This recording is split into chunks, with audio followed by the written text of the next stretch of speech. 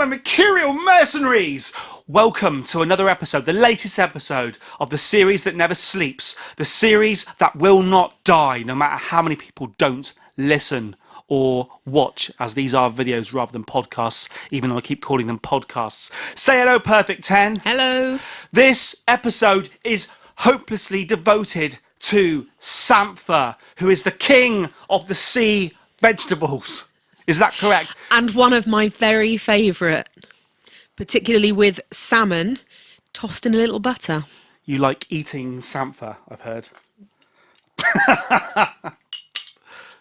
What? I'm about to, and the Perfect 10 can vouch for me on this, I'm about to suck on Elvis's juice. No, not Elvis's, just Elvis juice. Well, it's a bottle of semen. Elvis juice. 40-year-old semen. And it's infused with grapefruit.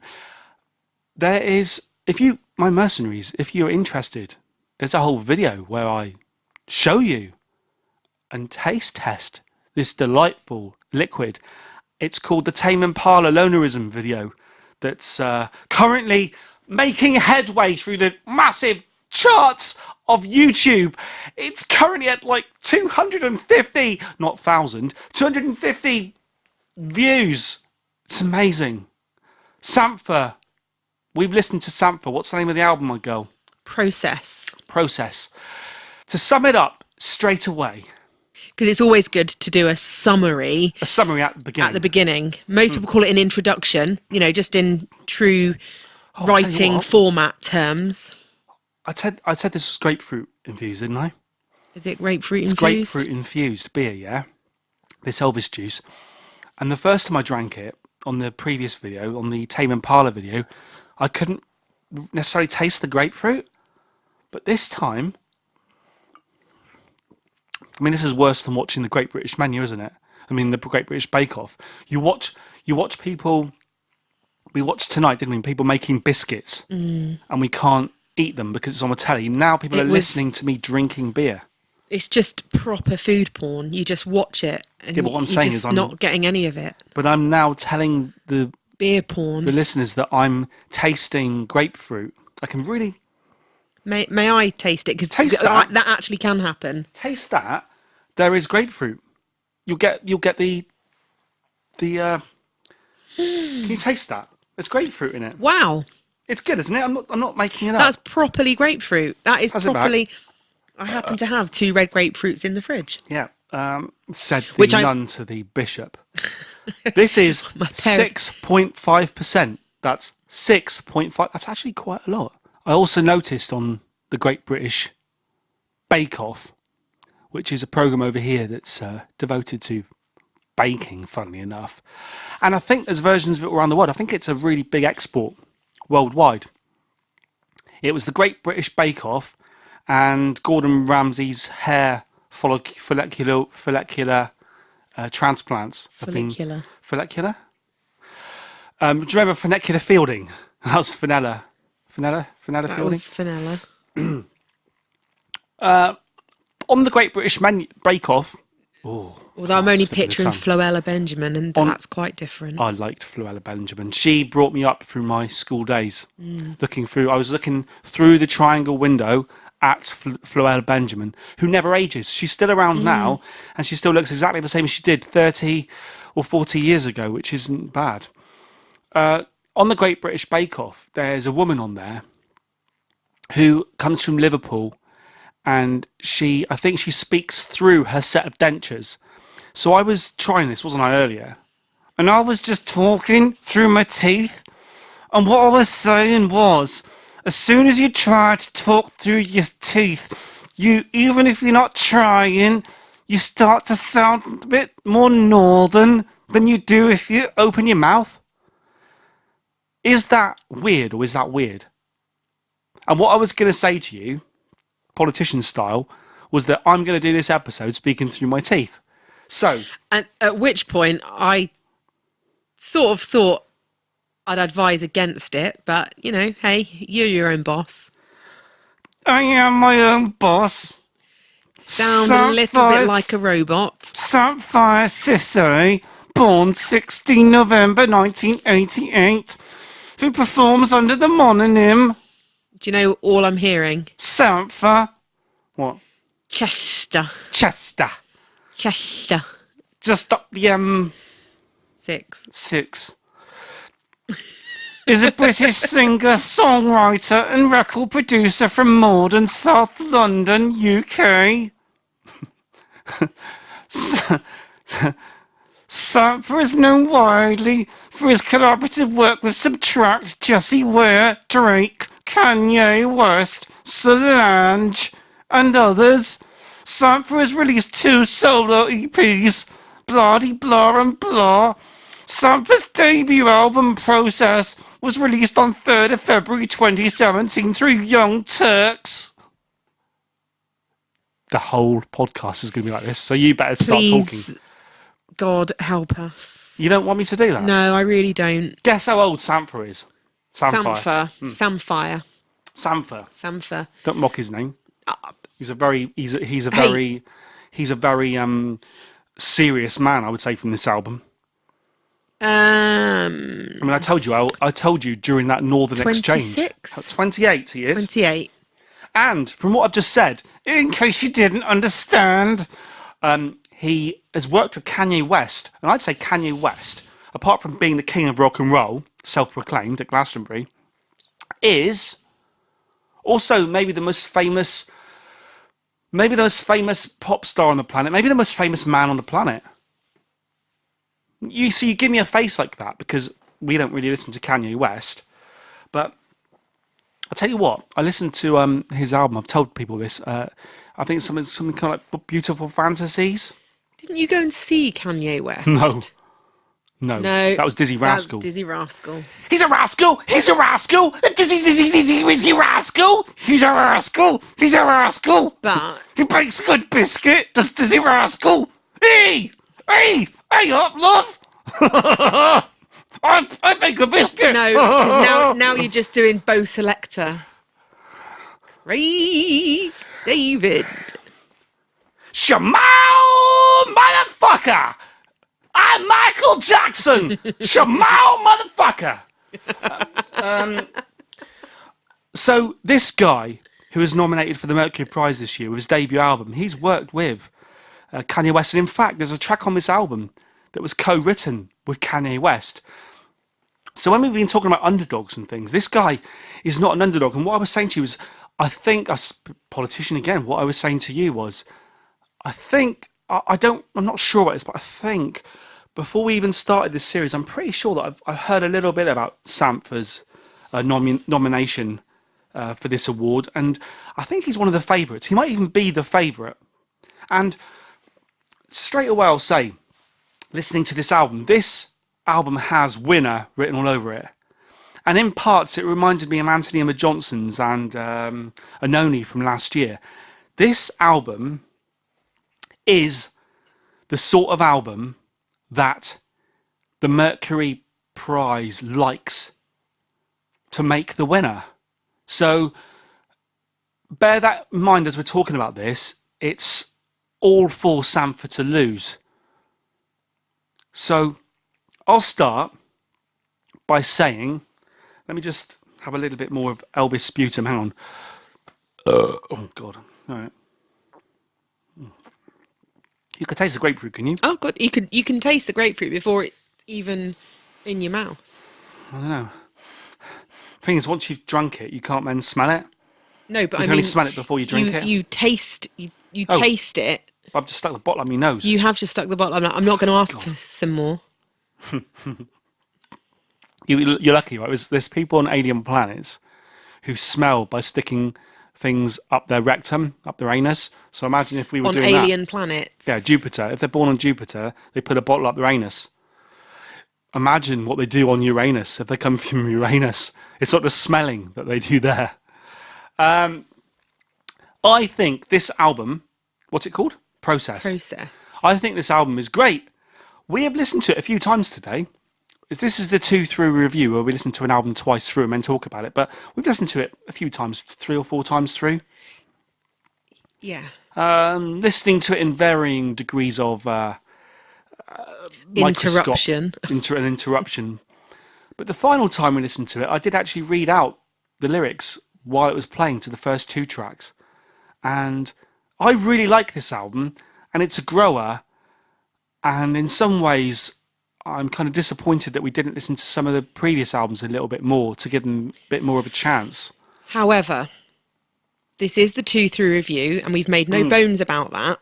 And the point is, sometimes the review, the commentary, the response, reaction of listening to something once or listening to something twice, it's that. Does it engage? It's the gut reaction. Does it engage you? Do you connect with it? Is it emotive? What's your reaction when you hear it? You don't have to listen to it 10, 20, 30 times to decide any more about it. Obviously, the more you listen to anything, the more you will hear in it, want to talk about it, see in it, relate to it. C&A, that was an old shop that I used to clothing get and dragged around by accessories. my parents. Which I believe you can still get in many European countries. No. Really? Yeah. C&A still exists? C&A certainly used to exist sure in about that? Germany and the Netherlands. Hey up! I'm from Germany! Oh, nearly knocked the bottle over then. I thought this album it had a few positives for me. Number one, his lyrical content. We were saying earlier, the Mercury Prize this year used to be called the Mercury Music Award, the Mercury Music Prize. This year, they dropped the music part, it's just the Mercury Prize, but this year it feels like it should be the Mercury Lyric Prize, because all these albums are so based around people trying to be poetic. And this is another album where this guy, Sampha, he's got a way with words, and they're really pretty, and the subject matter is down again. It's about the death of his mother, amongst other things. It's a very serious album. His delivery is serious. I would say he's a little too understated for me. I do like bombastic.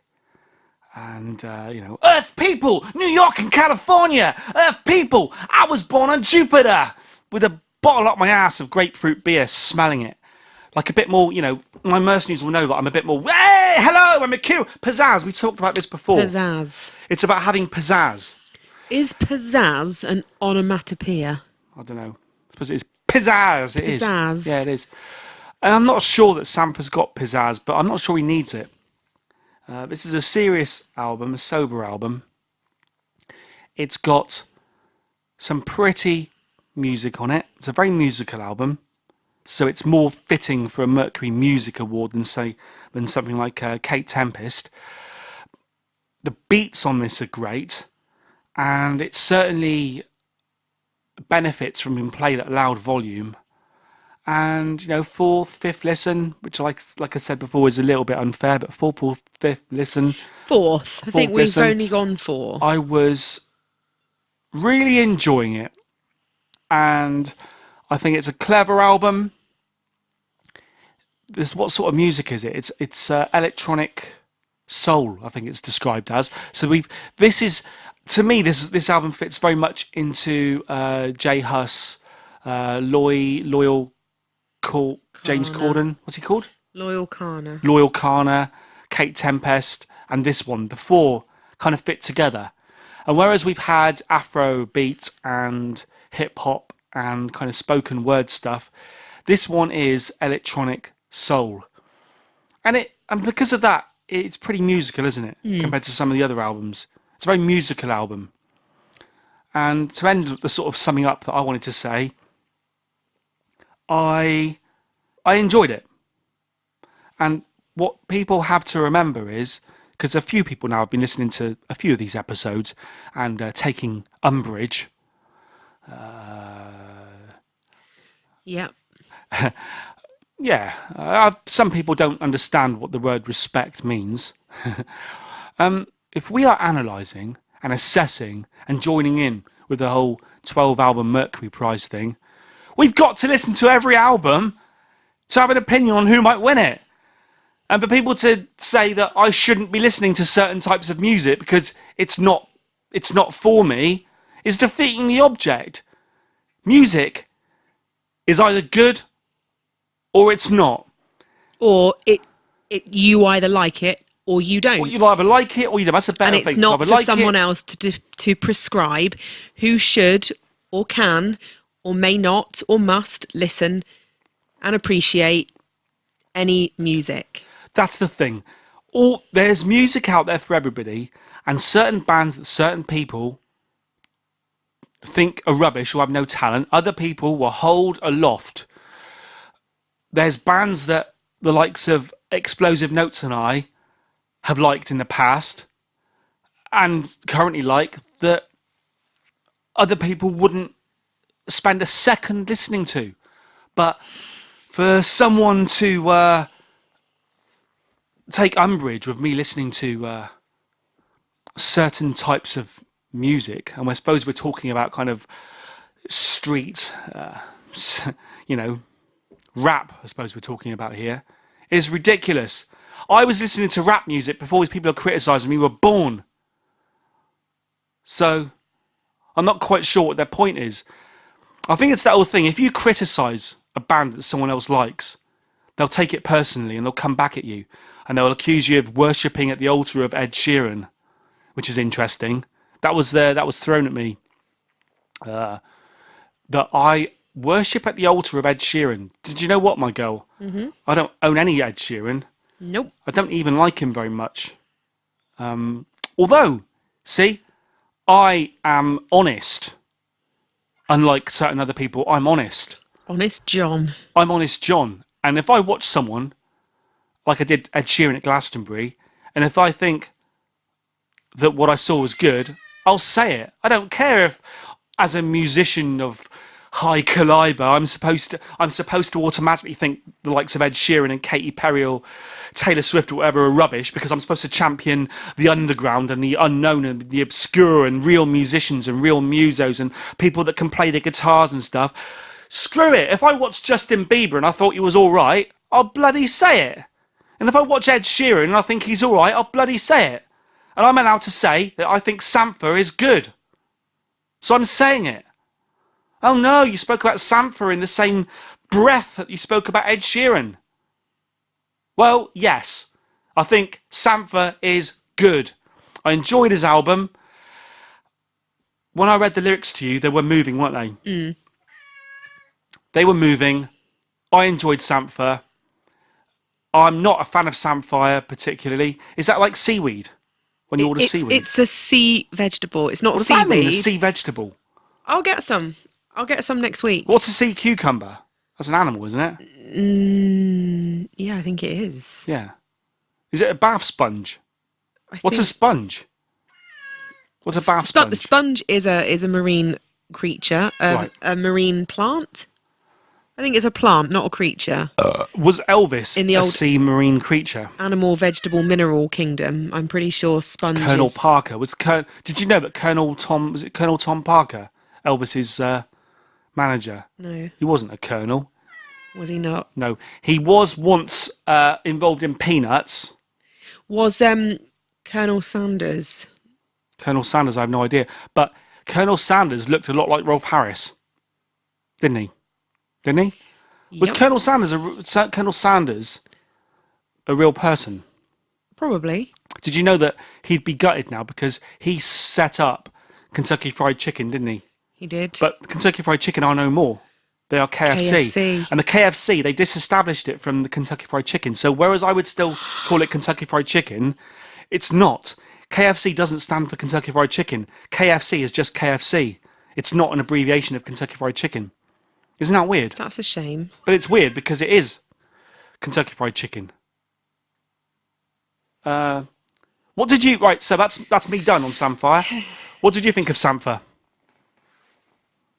No, I enjoyed the album. And when you read the lyrics and some of the points, because you within the second song within the second listening before you started reading the lyrics picked up on the Cancer. the business of the lump and Two this songs being in a row. inside me, the blood inside me. They I know knew it it's was there. cancer. But I'm gonna say something that's probably going to sound a bit weird and a bit out of Kilter. place. Can we say it's off kilter? No, off Oh, kilt. I don't know, but What's that phrase come from? Is that Scottish? kilter. No. No, right. We can put men on the moon and have done. Michael Stipe did it single-handedly. We've put men on the moon. Yeah. Peter Buck can slap somebody on a plane. Or did he just drink? Probably libeling him there. Which one's the one when you say it? Slander. Yeah, I'm not sure Peter Buck slapped anyone. I think he just drank. And got drunk on a plane. You don't know who Peter Buck is, do you? No. Doesn't matter. He put a man on the moon. Pussycat. Pussycat. Somebody wants his supper. Yeah, My wants his point supper. is, I think I sometimes struggle with our space race and putting a man on the moon when we still can't cure cancer. Think of how many people. If you could choose it now, if we could choose finding a new solar system, if we could choose finding out what the atmosphere is made up of on Jupiter. Can I sing Russ Abbott's Atmosphere now, or would that be inappropriate? You can sing it if you like, although it's Sorry, a you carry on. terrible song. No, it's not. But I just No, it's not. I really like that song. Do you know the words? I don't doubt you liked it. It's Do you know the still words? I need a party with a happy No, that's the second line. atmosphere. Oh, what an atmosphere. I love a party with a happy atmosphere. So let me take you there, and you and I'll be dancing in the cool night air. Bap, bap, bap. Carry on with what you were saying. It was quite meaningful. Something about not curing cancer. The most developed nations of the world and some of the most richest and most powerful nations of the world are We're not still... including the US here, are we? As a developed nation. Are we? Have you seen some of them? Maybe they're on a current hiatus under new management, but They can't even do up ties. You know, the neckties. they can't even say mirror. They can't even say mirror. What is it with the Yanks? They can't say mirror. It's all mirror. Like it's M-E-E-R-A. Mirror. Oh, mirror, mirror on the wall. Can you do an American accent? No. You can do accents. Can you do an American one? No, not tonight. Can you try? Just to quickly do one. I'll edit it out if it's shit. Give me an American accent. You're good at accents. Can't do it on demand. I have to think of somebody. God, well, think of Donald Trump. Don't ever say that to me again. Oh dear. Anyway, Unless I've got one of those really awful like sickness and diarrhea bugs where you know that you just need to throw up to feel better, and then tell me to think I like about him. Donald Trump. Do you remember, seriously, right? And this, I'm pointing at you now, but do you remember? You might be pointing at me, but I have to say I actually cannot see you now. Oh, lovely. It's because we're sitting in the pitch black here. Do you remember that I watched every single episode of The Apprentice and Celebrity Apprentice USA? Many years. For many years. I have watched every single episode. Consistently and repeatedly. And do you remember said around that this man will be president? 2000, when would it have been? Like 2011, 2012, 2013? Yeah. Sometime around there, I said to you, He'll be president. I said they should make this man president. Yeah. And I meant it at the time. As I thought he was... He had the ability to be decisive, ruthlessly decisive. And I said the US should look at this bloke and just say he should be president. But then when it happened, it felt a bit. Even though I'd said that, it felt a little bit stupid. Now, bear in mind that most Americans, I think, have either voted for him or have come around to liking him, right? And in a way, I have as well. You know, when he first became president, we all laughed over here. I mean, we laughed, and some of us are still laughing. Well, when we weren't crying and When we weren't crying, we were laughing and laughing and laughing. But during all the laughter, I mean, it doesn't help that he keeps tweeting shit. It's like he's sitting on the toilet going, "Oh, do you know what I could do now? I could either wipe my arse or do another tweet." And his advisors are banging on the door going, Mr. President, please be wiping your arse right now. Please not. Did anyone take the phone off the president? He's not in the cubicle with the... Oh, my God. The president's in the cubicle with the phone. But during all that, during all the laughter and the tears and the laughter and then more laughter, he's doing all right, isn't he? Because no one's letting him do anything, so he's doing all right. But the Americans like him, on the whole, I think. And... Are we liking him now? Are we growing to like him? No, we're not, are we? We like him. He's funny. He's funny. What you need is a funny president. When you laugh... Apart from the North Korea thing. When you laugh at a person, that kind of like incredulous laughter where you're laughing because it's your only response in the tragedy. People do that to me all the time. That's how they respond when I talk. That is not the same. That is not a positive kind of laughter. No, I suppose not. What did you think of Sampha's album, Process? Did you like it? I liked it. I kind of understand what you mean about why it's the sort of album that could win this. And we did both remark how it is actually a decent music album. Yeah. And there's a lot of good actual music. The electro sound comes through, and I particularly liked... I keep calling it the wooden block, don't I? But yeah, every time he hit that wooden block, you were loving it. Yeah. More cowbell, please. Yeah, that's the thing. I didn't even hear the wooden block because I wasn't focusing on it. I was focusing on the other instrumentation. No, I really liked it. It's only when you said the wooden block there, I was like, oh yeah, that wooden block. Yes, I think there's a good chance this will win the Mercury Prize. Do you know why? Because Kanye West has had a hand in it, and Kanye West is the closest thing to a modern Jesus Christ. So if he's touched this, the first listen through, you said, "I tell you what, this guy can produce. This is a great production." Yeah, that was art. That was like during the first listening through. Yeah, I do like it. He's got a very much an Ononi, Anthony Emma Johnson's thing, very emotional vocals. It's not your everyday vocal. There's going to be a lot of people who listen to this album and get immediately turned off by his style of singing.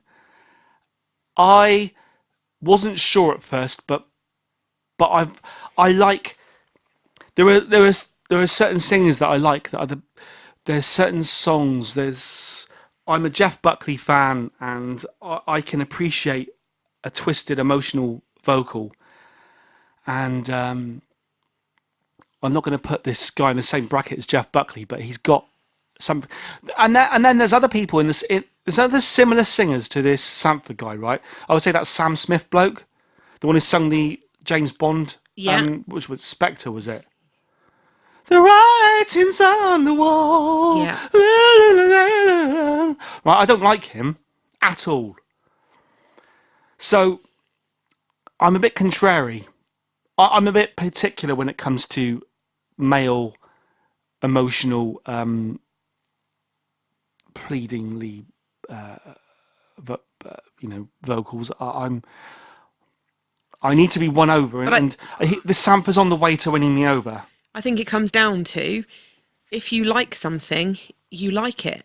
And just because you might not have liked somebody's first album, or you might not like the next album, you might not like when you've seen them live or heard them speak in an interview, but you listen to the album, when you listen to the music, and that's the songs, That'll be about the songs. If a song's good, a song's good, and you can usually forgive the artist who does it, even if you don't like them. Like there's certain songs that people do that I'm not particularly a fan of their work in general, but the song itself will be so strong that I'll have to. No, but not necessarily. The way the song like is done, the way that the album has been produced, an album is more than a song. An album is more than a collection of songs, isn't it? If done properly. A good album should be more than the sum of its parts. However, some modern albums are just a collection of songs. I would say the likes of Escapism and The Only Way Out Is Through are more than just a collection of songs. They're proper albums, and I would say Loyal Kana's album is an album. This album, Sampha's album, is an album. Kate Tempest's is an album. Alt J's was an album. Glass Animals was an album. I think the common theme here is that the albums out of the 200 that the judges listened to whittle them down to the 12 for the Mercury Prize, I think what probably shines through is that they chose the albums rather than the collections of songs. Well, I have a very different view on the Ed Sheeran to that then. That was very disjointed to me. If you notice, I forgot all about Ed Sheeran's. Ed Sheeran's it went from folk to rap to... Yeah, Ed Sheeran's was all over the shop. There was no thread through it. There was, there was certainly no concept to the album. No. Albums don't need to be... The albums don't need to be concept albums. No, but there was no thread throughout it. There was it to me. They don't even need a thread. But it did just literally seem like a collection of songs. Yes, I give you that. Not a Divide wasn't a great collection album. Of. It was a great collection of. It songs. It was an okay collection of songs. It wasn't a great album. That's exactly it. Yeah. I mean, album. Did Britney Spears ever do a great album? I would say no, but she did have a great collection of songs. It's a tricky one, that. I would say Thriller is a great album. Other people would say it was a great collection of songs. It didn't have a theme. Remember, you go from Thriller, the song, classic, one of the greatest songs of all time, with Vincent Price. But you've also got Girl Is Mine, with Paul McCartney on it, which is... Thriller's all over the place. In fact, some people would say that Off the Wall is better than Thriller. I'm not one of them. I think Thriller is 10 out of 10. Some people prefer Bad. But in terms of our 2-through review... Yeah, I lost my train of thought there. We could listen... Blame it on Elvis! Those that we've listened to that we're of the 9 so far, that we're saying are more than a collection of songs, but they are an album of those songs. If we listened to Ed Sheeran over and over and over and over and over again, and 20 years later said, like you're saying about Thriller, 30 years later, 20 odd years later, then my point is the 2-through review based on the limited playtime that we've given them all, this is the conversation now. How do those songs relate to each other in that album now that makes them a collective rather than a collection of songs? And I don't think Ed Sheeran's hits it. No. I think we'd have to rule Ed Sheeran out of this contest. His album is not the best album of this 12. And we might, like I say, in 100 more plays and 10 more years, you might listen back to it and actually see something else, hear something else about that. Hey, there's moments on it. Castle on the Hill might be the best song of the 9 albums.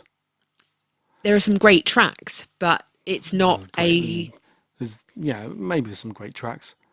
There's a couple of good there's a couple of good tracks. But it's not a good album. It's not a good album. This album, Sampha's album, is a better album than Ed Sheeran's. Yeah. Loyal Kana. Loyal Kana's album was a better album than Ed Sheeran's. Would I rather listen to some of the songs off Ed Sheeran's album, The Loyal Kana? Yeah, probably. Do I worship at the altar of Ed Sheeran? Apparently so. Apparently so, yeah. Okay, so we like this album. What rating are we going to give it, my girl? I'm putting my arm out, my right arm, and I have my thumb pointing towards 9 o'clock. Sampha's album. I liked it. I'm gonna go for. Oh God, I'm really looking at my thumb and concentrating here. Mine's an 11, if that helps. You're gonna go for 11? I haven't got that vibe from anything you've been saying. How come you're suddenly going for 11? I'm gonna give it 11 as well. I'm gonna give it 11. I like the beats. Truly, the second track's got... Is it the second track that's got the great beat? The proper drum machine beat. I like the beats. I like the music. I like the way the album holds together. I like the lyrics. Well, I like that's the theme. I was just going to go Not there keen with on his voice, but I can handle it. the 11 in a bit Let Them Eat Chaos by Kate Tempest. I said at no point did the music overtake the lyrics, and at no point did you feel that it was too wordy and too lyrical without the music. It was just the perfect balance. Yeah. This one was not to the same extent of being the Mercury Prize for lyrics contender, but it was perfectly balanced. It was perfectly balanced, and the music was again, it was fresh, and it... Fresh. I reckon there's not a review in the land that's called Sampha Fresh. That sounds like... What year was like the Fresh Prince of Bel-Air? Was that the late 90s? Fresh. Or was it the early 90s? That was the early 90s. Was it the Fresh Prince of Bel-Air? Yeah, it was. Was it the French Prince of Bel-Air? Can you actually still sing the entire... Still sing. I've never been able to sing it. I never watched it. I never watched a single episode of the French Prince of Bel-Air. I've never. Oh, no, don't look at me like that. I have, honest to God, hand So you've up never here, seen Carlton do the Carlton dance? I don't know who Carlton is. I have never watched the Fresh Prince of Bel-Air ever. Ever. It wasn't on BBC One. It must have been on Channel 4. It wasn't Channel 4. Wasn't it? Well, it wasn't on... Oh, God, what channel was it on? Oh, don't tell me it was on BBC. Was it on BBC? How come I didn't watch it? Hang on. The French Prince of Bel-Air? Yeah. The Fresh... Pussycat! The Fresh Prince... Here we go. Do you dare me to sing the whole track? Go on, while I'm looking up. Go on. Right, because you're going to have If the you words can. there. No, I haven't got the words. I've got on Wikipedia. I've got the air date. It's an This American is the story sitcom. all about how my life got flipped, turned upside down. And if you'd like to take a minute, just How can sit you right remember? there. I'll tell you how I became the prince of a town called Bel-Air. Dum, dum, dum, dum, dum. Does he do that? Dum, Yeah. dum, dum, dum, Yeah, dum. yeah, he's proper like beatboxing throughout. He's from West Philadelphia. From West Philadelphia, born and What's that raised. word? On the playground is where I spent most of my days. Chilling out, maxing out, shooting them b-balls. Chilling out, Pussycat. maxing, relaxing. Chilling out, maxing, relaxing, shooting some people. When a Quincy couple of Jones had a guys, hand in it. when a Quincy couple of Jones guys who were up Productions. to no good started Quincy making trouble Jones. in my neighbourhood. I got in one little fight and my mama got scared. She said, "You're moving with your auntie and your uncle in Bel-Air." Have you finished? I pulled... Okay. Well, can you remember any more? I just found that Quincy Jones was a producer Yeah. of The Fresh Prince of Bel-Air. Do you know who Quincy Jones is? This is bizarre, my girl. Do you know who Quincy Jones is? Yeah. Do you want to tell me? A music Pussycat! producer. Huh? Quincy Jones. Music producer. Name me the most famous album that he ever produced. I'm going to say Shaft or something. No. Think about it. Think about how relevant this is to the conversation we've just been having. Think about why I'm so surprised that we've even strayed into this territory. Quincy Jones produced...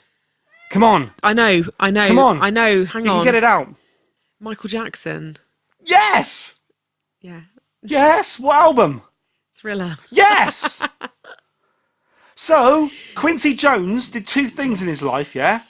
He he produced Michael Jackson's Thriller and The Fresh Prince of Bel-Air. And that's completely... Let me just check it's the same Quincy Jones. Hang on. It is. How do you know? Because... How do you know? Because it wouldn't just be another one making that track.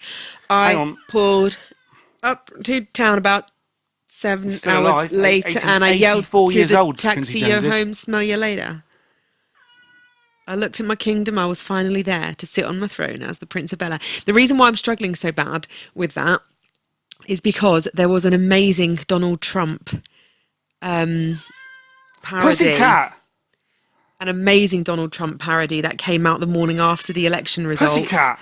Called The Prez with Bad Hair. And it was brilliant. Well, sing that while I'm looking. I'm trying to check. I can't. I don't know that. It was. It did the rounds on. I'm not sure now, but it's the same social. Quincy Jones. It would be. There's not going to be a second. Why is Quincy Jones going to be producing a bloody Fresh Prince of Bel-Air? That's ridiculous. Listen to this. The theme song, Yo Home to Bel-Air, was written and performed by Smith under his stage name, The Fresh Prince. The music was composed by Quincy Jones, who is credited with Smith at the end of each episode. Quincy Jones composed the music for The Fresh Prince of Bel-Air. We just spoke about Thriller, yeah? Yeah. And by complete random coincidence, for whatever reason, which I can't remember now, we started you singing The Fresh Prince of Bel-Air. It was bloody written by Quincy Jones. We were just... That's the most weird segue, accidental segue of all time on any podcast ever. But it goes back to your point that if a song's good, you remember it. If a song's good, you liked it. I liked Fresh Prince. You liked the Thriller album. Yeah, this isn't Pussycat, stop. So great. So I'm bigging up Thriller by Michael Jackson. Can you see where produced he's by gone? Quincy. I can't see where he's gone. Produced by Quincy. I can't see where he's gone. He's all right. He's all right. Produced by Quincy. Quincy Jones. Quincy. Yeah, I was thinking about the Quincy medical examiner. He used to, in the 70s, yeah, American medical examiners, pathologists used to solve crimes. In fact, they still do over here. Still do. Well, they do in the 90s as well. If you watch Diagnosis Murder. No, that's still America, isn't it? That's yeah, Dick Van Dyke. but it's now. Is that Dick Van Dyke? Yeah, but you said in the 70s, but it's still now. Oh yeah, that's true. And also, apparently, authors called Jessica Fletcher, they also solved She was a serial crimes. killer. Did you know that? Was she actually a serial killer? There's a theory that goes around that that's gaining momentum, like a snowball going down a hill covered in snow. That Jessica Fletcher was a serial killer who travelled around, acted all coy and meek and mild, and incriminated innocent people while serial killing. Wow. That's I can go with that. But do you mean Jessica Fletcher, or do you mean actually Angela Lansbury? Angela Lansbury is too busy being Mrs. Potts. There, Chip. I was going to say making back a in bed. the cupboard. Making a bed. Making beds. Pussycat! So we're giving Sampha. Don't mock his name. We're giving Sampha 11 o'clock. 11 o'clock. Which is very good. It's one mark off the top mark we can give. So I'm sure his fans will still listen to this podcast and still think that I'm... Oh, what was that? Oh, I was accused of being sarcastic. This person who I've blocked and banned said, because he told me to respectfully kill myself, I do not allow shit like that on my channel. And like I said, I was going to respond with, sir, I don't think you understand the meaning of the word respect. He suggested that I wasn't allowed to be sarcastic about anybody. But I can be sarcastic. Having already prescribed what music we can and cannot listen to. I am a sarcastic prick. Everyone knows that. Or the ironic man. I'm the ironic man. And I can be sarcastic about Sampha and yet think that he's brilliant. And I give him 11 o'clock. Oh, God. Pussycat! Oh, what's his supper? On that bombshell. No, not on that bombshell. Over. I say goodbye. Perfect 10. Goodbye. Unless you've got anything else to say. Have you got anything else to say? No. Over and